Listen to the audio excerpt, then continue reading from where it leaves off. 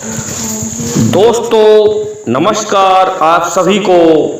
और आप देख रहे हैं आत्मा परमात्मा ज्ञानबोध चैनल। तो दोस्तों आज हमने आपके लिए एक बहुत सुंदर वीडियो चुना है।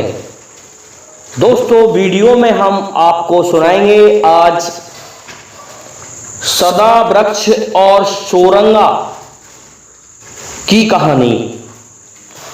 दोस्तों सदा वृक्ष और सोरंगा हीर राजा के ही अवतार हैं।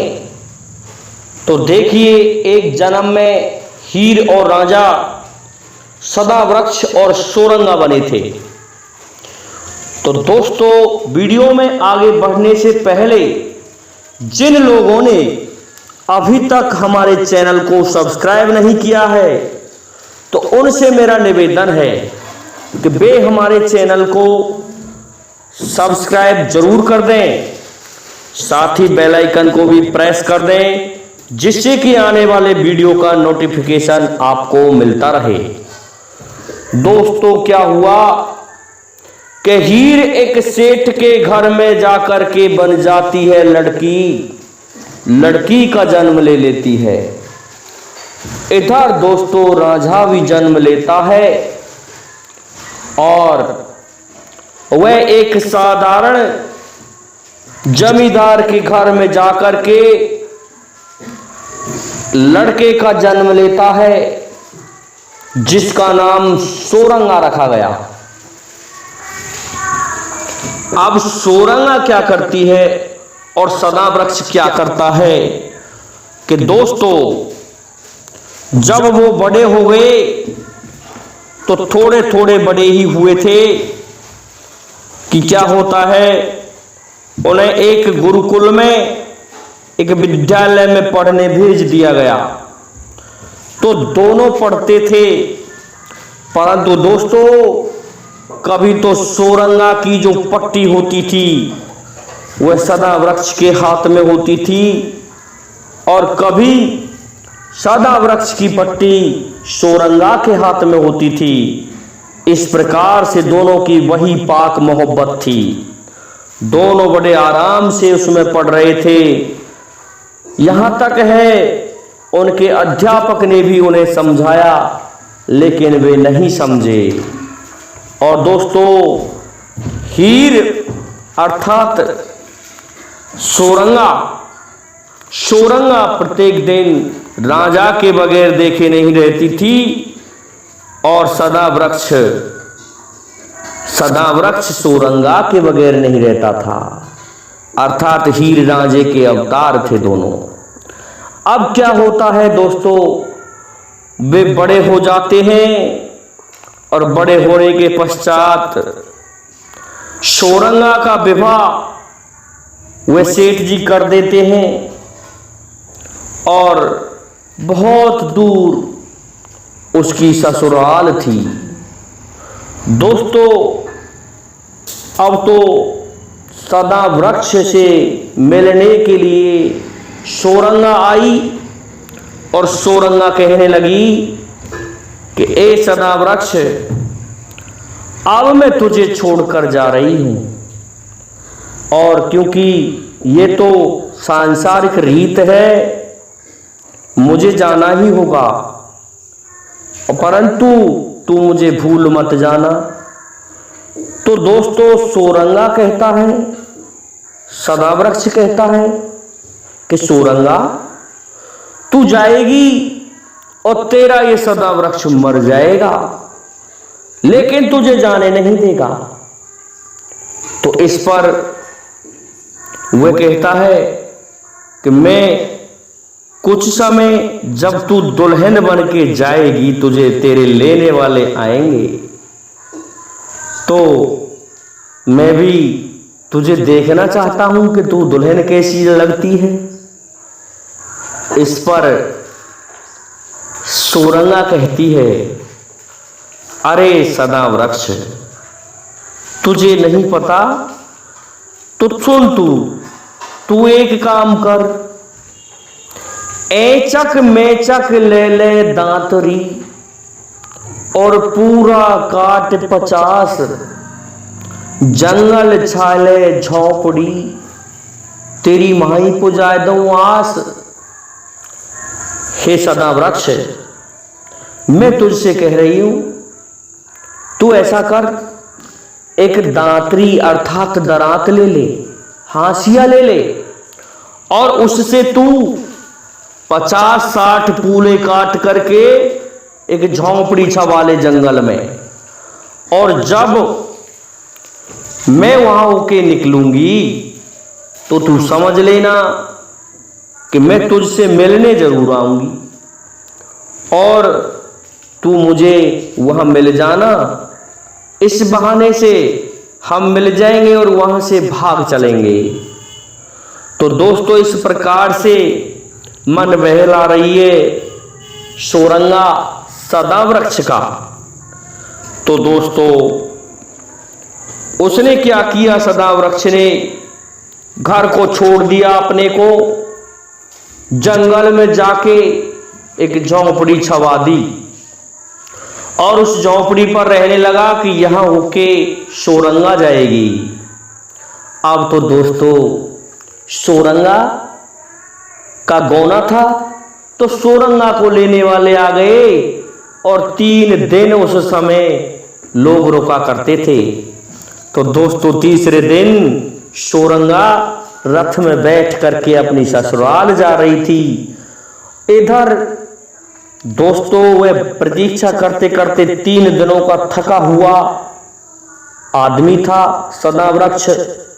तो सदा वृक्ष क्या करता है, एक तोता और भी पाल रखा था सदा वृक्ष ने कि दोस्त मुझे जगा देना जब सोरंगा आए। तो दोस्तों, जब सोरंगा वहां होकर निकली तो सदा वृक्ष सो गया। उस समय रथ में बैठे हुए रथवान से सोरंगा कह रही है कि रथ वाले रथ रोकिए, मेरे बालापन का यार। रथ वाले रथ रोक रे, वेलन ने पुचकार, और अब के बिछड़े ना मिले मेरे बालापन को यार। हे रथवान, तुम ये रथ रोक दो, और मेरा बालापन का एक मित्र है, मैं उससे मिलना चाहती हूं। मेरा एक मित्र है, मैं उससे मिलना चाहती हूं जो बचपन का है और यहां रहता है। लेकिन दोस्तों, वह जो था व्यक्ति, उसका पति, वह बड़ा खड़ूस प्रकार का था। वो कहने लगा कि कुछ नहीं, चल। लेकिन कुछ एक बुजुर्गों ने कहा, भाई ऐसा है, अब तुम्हारे यहां तो ये जीवन भर रहेगी, लेकिन उसकी कोई सखी होगी बालापन की, उससे बेचारी से मिल लेने दो। तो दोस्तों, उस समय सभी के झोपड़ियां थी, समझ रहे थे कि ये इसमें कोई रहता होगा, इसकी कोई सखी होगी तो ये मिल के आ जाएगी। दोस्तों, सोरंगा को रथ से उतार दिया जाता है और सोरंगा जाती है सदा वृक्ष के पास में। तो सदा वृक्ष देखता है कि वो तो सो रहा है, उसने खूब जगाया, तोते ने भी खूब जगाया, लेकिन सदा वृक्ष नहीं जगा। दोस्तों, सोरंगा वापस चली गई रथ में बैठ करके। जब वह काफी दूर निकल गई तब सदा वृक्ष को यह पता चलता है कि मेरे पास से सोरंगा चली गई, और कह के गई थी कि मैं 3-4 दिन बाद, 10-15 दिन बाद सदा वृक्ष वापस आ जाऊंगी, तू जगा नहीं है। तो वह कहने लगा, तोते तूने मुझे क्यों नहीं जगाया? कि मित्र, मैंने तुझे खूब जगाया लेकिन तू नहीं जगा, और देख तेरे हाथ पर उसने लिखा है। तो दोस्तों, उसके जो नेत्रों में काजल लगा हुआ था सोरंगा के, में उन नेत्रों से सुरमा बनाया था उसने, और तब जाकर के उस काजल से उसके हाथ पर लिख के गई थी पाक मोहब्बत। देखिए दोस्तों, तो इस प्रकार से सोरंगा चली गई तो सदा वृक्ष भागा हुआ जाता है। और पूछता हुआ रोता हुआ और भागता हुआ जाता है सदा वृक्ष उस रथ के जो उसके पहियों की लीक बनी थी। पहुंच गया जहां पर दोस्तों एक बुढ़िया बैठी हुई थी और वह बुढ़िया अपने खेत की रखवाली कर रही थी। उसने कुछ गंडे बो रखे थे, ईख बो रखी थी दोस्तों। उस ईख के खेत पर बैठी बुढ़िया के पास सदा वृक्ष पहुंच गया और कहने लगा कि ओ बुढ़िया, इधर होके कोई रथ निकला है क्या? तो दोस्तों उससे पहले कुछ समय के लिए सोरंगा उस बुढ़िया से रथ में से उतर के मिली थी कि इस तरह से मेरा पाक मोहब्बत का मित्र आएगा, उसे तुम समझा देना कि तुम वापस चले जाओ। इस प्रकार से उस बुढ़िया से कह गई थी सोरंगा। तो उस बुढ़िया ने भी कहा कि बेटा रुक, कुछ समय के लिए बैठ जा। लेकिन दोस्तों सदा वृक्ष तो अपनी सोरंगा के लिए तड़प रहा था। तो दोस्तों सदा वृक्ष को देख करके बुढ़िया कहती है कि मैं तुझे गंडे लेकर के आ रही हूं, तू भूखा होगा, तू गंडे ईख में से कुछ गंडे चौंक ले। तो दोस्तों बुढ़िया ईख के गंडे लेकर के आती है और सदा वृक्ष वहीं बैठ जाता है। जब गंडेओं को चौंकते हैं तो दोस्तों सदा वृक्ष को उन गंडेओं में कोई इंटरेस्ट नहीं आया, कोई स्वाद नहीं आया, क्योंकि उसकी तो जो लगन थी वो सोरंगा में लगी हुई थी। तो दोस्तों उसने जल्दी जल्दी फाड़ के उन छोइयों को अपने दांतों से इधर उधर कर दिया गंडेओं को, लेकिन उसमें से कोई रस नहीं चूसा। बुढ़िया कहने लगी, अरे बेटा, गांडे चौखे रस भरे छोई अलग करी। हे बेटा, ये गंडे तो रस भरे थे, तुमने ये छोई अलग कर दी। अरे ऐसी स्त्री का तू क्या करेगा?